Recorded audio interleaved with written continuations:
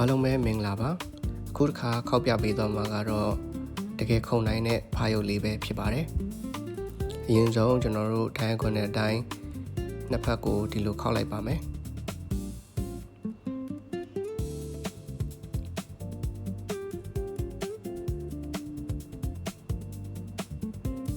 တောင်းလေးတွေတခြားညီနေဖို့လိုအပ်ပါတယ်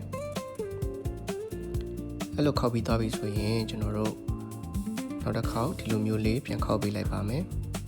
ဒါကလည်း၄ဘက်လုံးဒီလိုမျိုးပုံစံတူလေးအကုန်ခောက်ပေးဖို့လိုပါတယ်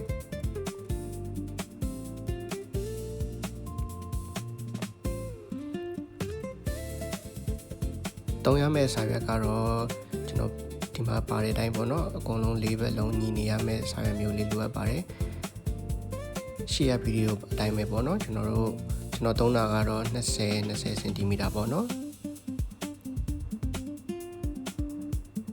ဒီထက်နည်းနည်းသေးတာလေးလိုချင်ရင်တော့နည်းနည်းသေးတဲ့ဟာပေါ့နော်သေးတဲ့ဟာကိုသုံးနိုင်ပါတယ်အခုလိုမျိုးလေးခောက်ပါမယ်ဒါလည်း၄ဘက်လုံးခောက်ပေးဖို့လိုပါတယ်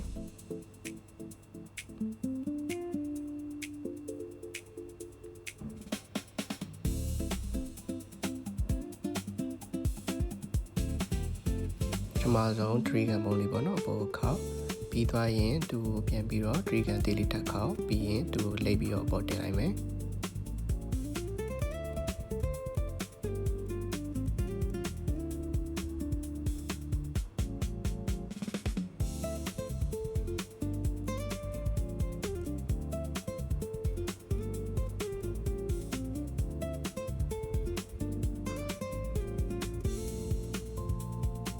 တို့နောက်ဆုံးတစ်ဖက်ပေါ့နော်နောက်ဆုံးတစ်ဖက်ကိုလည်းအဲ့လိုပဲခောက်ပါမယ်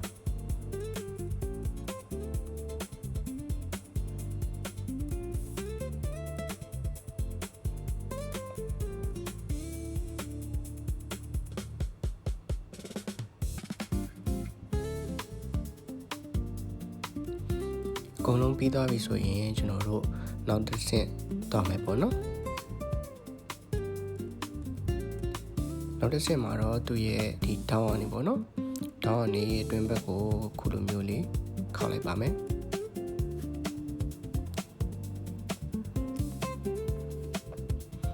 ဒါလေး၄ဘက်လုံးပေါ့နော်ပုံစံတူပဲအဲ့လိုပဲလိုက်ခောက်ပေးရမှာပါ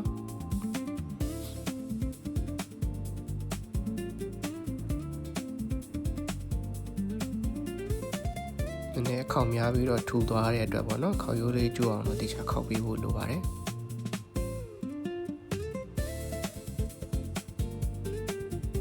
ခုလိုမျိုး၄ဘက်လုံးအကုန်ရသွားပြီဆိုရင်ပေါ့နော်အကုန်လုံးရသွားပြီဆိုရင်အခုဗီဒီယိုမှာပြထားတဲ့အတိုင်းအဲ့တိုင်းလေးလိုက်ခောက်ပေးပါ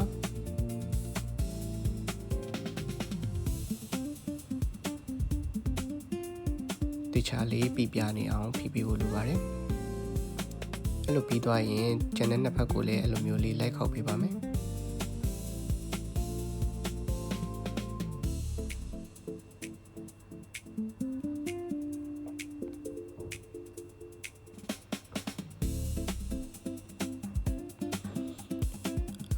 အဲ့လိုပြီးသွားပြီဆိုရင်ကျွန်တော်တို့လုပ်ပေးရမှာတော့အခုပုံ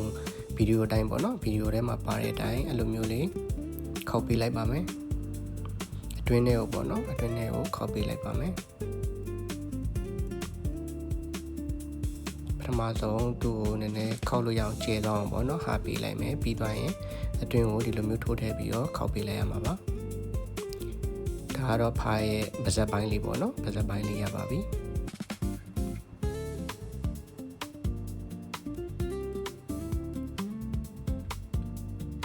အခုဗီဒီယိုမှာမြင်တွေ့ရတဲ့အတိုင်းကျွန်တော်တို့ဒီလိုမျိုးလေးပေါ့နော်ဒီတောင်လေးခောက်လိုက်ပါမယ်ခောက်ပြီးသွားရင်သူ့ကိုဒီအစွန်းကနေဆွဲပြီးတော့ပေါ့နော်အစွန်းကနေဆွဲလိုက်မယ်နည်းနည်းလေးဟာလိုက်မယ်ပေါ့နော်ဟာပြီးသွားရင်ဒီလိုမျိုးလေးချိုးလိုက်ပါမယ်ချိုးပြီးသွားရင်သူ့ဘေးကိုပေါ့နော် tree gun လေးအစွန်းလေးထွက်တော့အောင်ဒီလိုမျိုးလေးခောက်လိုက်ပါမယ်နောက်တစ်ဖက်ကိုလည်းအဲ့လိုပဲလုပ်ပါမယ်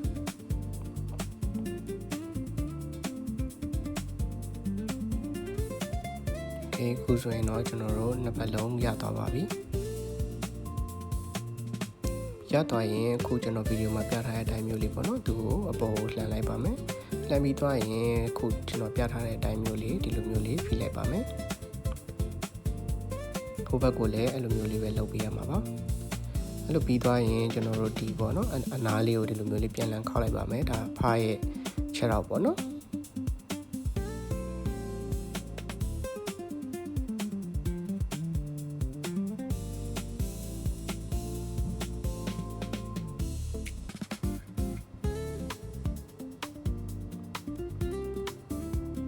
โอเคခုဆိုရင်ခြေထောက်ရော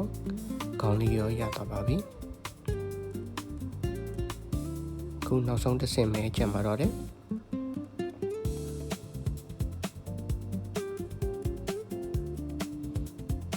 နောက်ဆုံးတစ်ဆင့်မှာသူ့ရဲ့ခေါင်းလေးကိုပေါ့နော်ဒီလိုမျိုးလေးချိုးပေးလိုက်ပါမယ်